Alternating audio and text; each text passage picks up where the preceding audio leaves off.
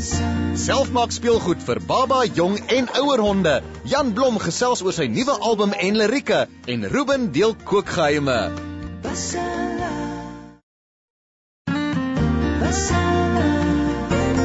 Kaji Sherpa, Pasella se middagete kwaliteitskontrolebeampte, stresverligtingskonsultant en sekuriteitshoof. Nee, ernstig. Vakansies is mos nie net speeltyd vir mense nie. So Irshad en Marliese maak speelgoed vir vierpotiges. Waar is Irshad nou? Irshad! Hondespeelgoed in die winkels is peperduur en eintlik is dit so maklik om self te maak. Nie net vir jou eie natneus nie, maar selfs as geskenke vir vriende of familie se geliefde Statswide kinders. Ons gaan vandag 3 tipes hondespeelgoed maak. Een vir kleintjies, een vir woeliges en een vir oues. Maar miskien moet ons vir Marlies gaan help, anders gaan ons in die moeilikheid kom. Marliese se planne vir vandag gaan nie net vir jou geld spaar nie, maar sal help dat jou bloeddruk binne beheer bly as Woef sy nuwe speelding alweer stukkend gebyt het.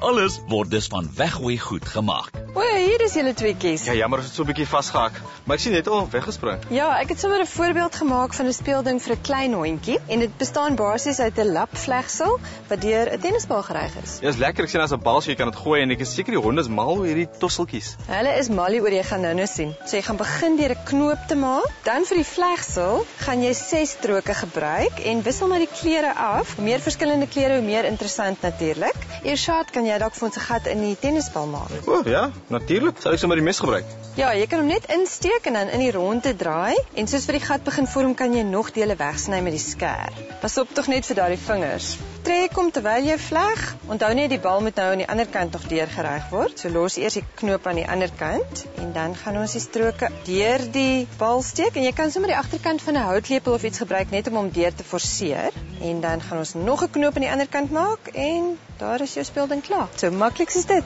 Behalwe om dit te gooi en as kougoed in te span vir hondjies wie se tande juk, werk die speelding ook lekker vir toutrek met wagte.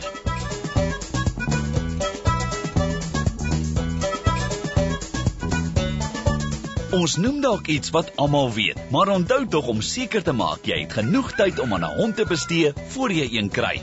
Hulle het goeie versorging, baie aandag en liefde nodig. Nou vir die volgende speelding. En die 1,5-jarige Jonathan staan en wag reeds daarvoor. Lyk vir my hierdie ou weet die volgende een is vir hom. Ja, hierdie is 'n projek vir 'n woelige hond, selfs een so woelig soos hierdie. En dis basies 'n melkbottel waarin jy hondebeskuitjies sit. Goed, so ons gaan begin met 1 blikkie hondekos en jy het die tipe nodig wat stukkies het met die sous by. En dit is nogal belangrik want jy het die vogtigheid ook nodig. So dit gaan ons vermeng met 2,5 koppies grove meel. Jy gaan dit maar net goed moet deurwerk. Ons gaan basies bolletjies rol en dan gaan ons dit op waspapier op 'n bakplaatjie in die oond sit. En jy kan die balletjies maar so effentjies plat druk met 'n vurk. Onthou nie, dit moet nou alles deur die nek van die melkbottel pas, so maak seker dat dit nie te groot is nie. Nou as jy die oond voorverhit teen so 180 grade, dan behoort so 15 minute in die oond meer as genoeg te wees. Was die melkbottel en laat dit goed droog word, anders gaan die koekies pap word. As jy nie tyd het om te bak nie, gebruik gekookte hondebeskuitjies. Lyk heel lekker, maar ek dink dit is halal nie. Ook enige verskoning om nie te proe nie, né? Wel, ek dink die belangrikste is dat ons 'n woelige vriend hou daarvan, of nie? Maar kom ons kyk. Kyk hoe versigtig wat hy. So nou kan ons begin om ons beskuitjies binne in die melkbottel te sit. En die belangrikste is natuurlik om net seker te maak dat daar geen etikette of plastiek ringe of doppies in die melkbottel is nie, want as dit in die hond se keel kom, kan hy natuurlik verstik daaraan. Asai, kom ons gaan kyk of dit werk. Die idee is dat die hond met die bottel speel en dit skud totdat 'n koekie uitval. Moet nou net nie te veel daarvan gee nie. Onthou, 'n oorgewig hond is 'n ongesonde dier.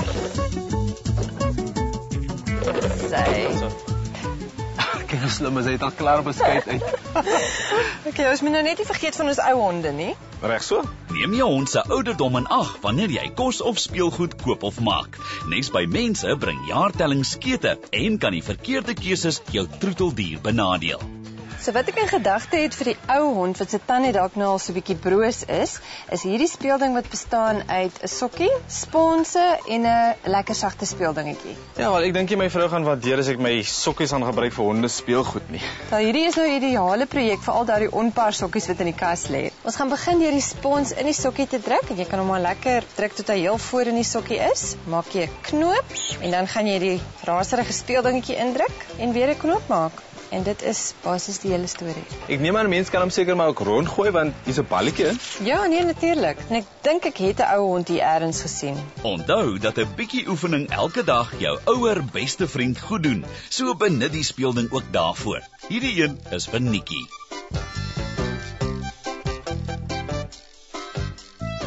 Wag bietjie. Jy het ook nie 'n ding hier van Kaji vergeet nie. So raai vir wie's hierdie speelding. Die 14-jarige Kaji wou nie by die werk speel nie. So sy kous is eers kussing. Toe maak ook ietsie vir jou vierpoot.